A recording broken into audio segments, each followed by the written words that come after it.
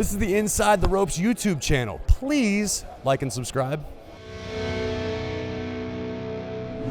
And we're back here on Inside the Ropes. We are joined by maybe the best commentator in the business today. Oh, You didn't pay me to say that. It's Corey Grace. I'll pay you afterwards. I appreciate that. You're the one guy who thinks that, but I appreciate your opinion. Thank you so much. I mean, because you are very good in commentary.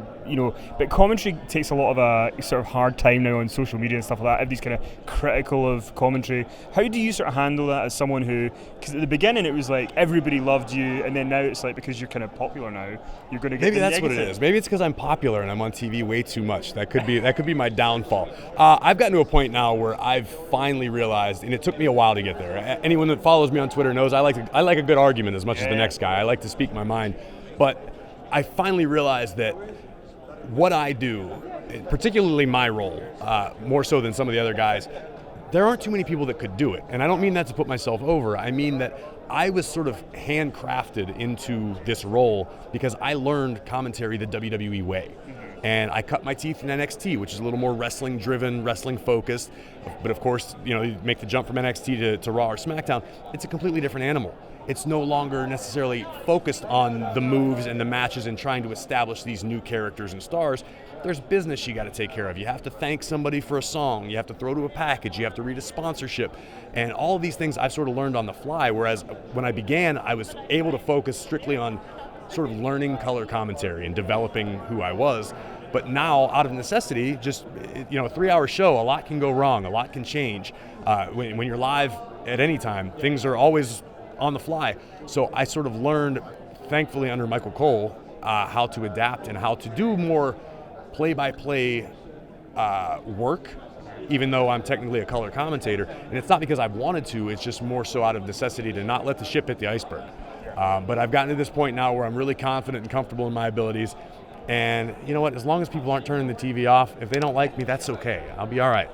And so many commentators, past and present, have spoken about Vince McMahon and maybe in the headset. What are your experiences on the headset? Does he compliment you? Does he say good job, well done, or is he a bit more aggressive sometimes? It all depends on the day of the week and the direction of the wind. I've had days where he's in our headset all night because, and ultimately I think what people forget is Vince just wants the show to be as close to his vision as possible. So the commentators are sort of the last line of defense if something doesn't look like it's going right, or maybe it went wrong. Vince is on us to say, hey, and it's the intensity comes from not from malice. It's not that he's mad at us. It's you're panicked. Oh my God, that went wrong. Guys, fix this. That sort of mentality. Every once in a while, you get my favorite thing in the world. The most rewarding part is when you just get the Vince chuckle. And it only happens once in a while, but if I have a line, he'll hit his button because he has to in the back, and you'll just hear that ha ha ha ha. And that to me is like, okay, cool, I got one there. But to that same point, I learned WWE style commentary.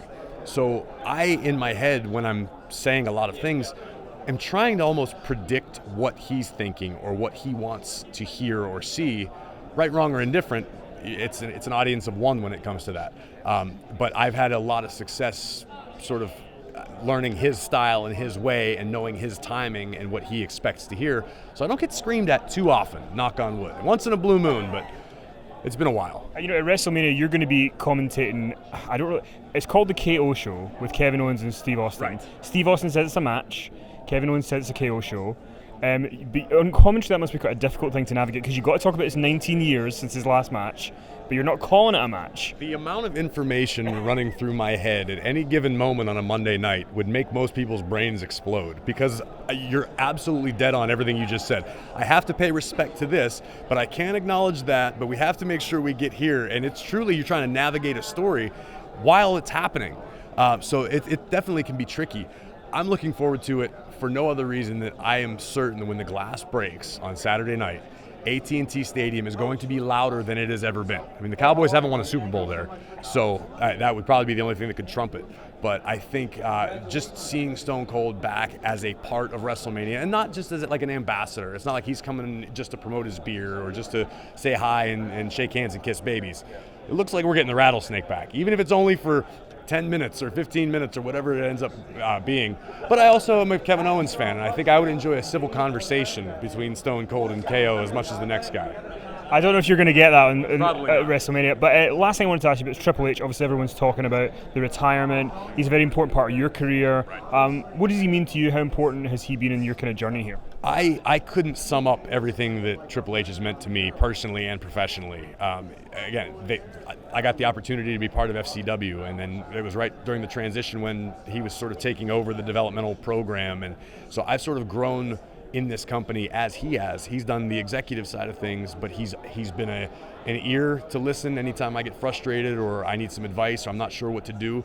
He stood by my side when I got shut down. I think it broke Hunter's heart as much as it broke mine to have to give me the news that I wasn't able to compete in the ring anymore. So to know sort of what he's experiencing, although he had a much more decorated career than I did, he got those moments, one of the greatest of all time in the ring, no doubt about it. And I'm just glad that he's still in the fold, because what he's capable of in the ring is amazing, but what his brain has been capable of behind the scenes, I think is exponentially more valuable. And I'm excited to have Hunter as part of the team and hopefully continue to grow with him in whatever this new role takes him.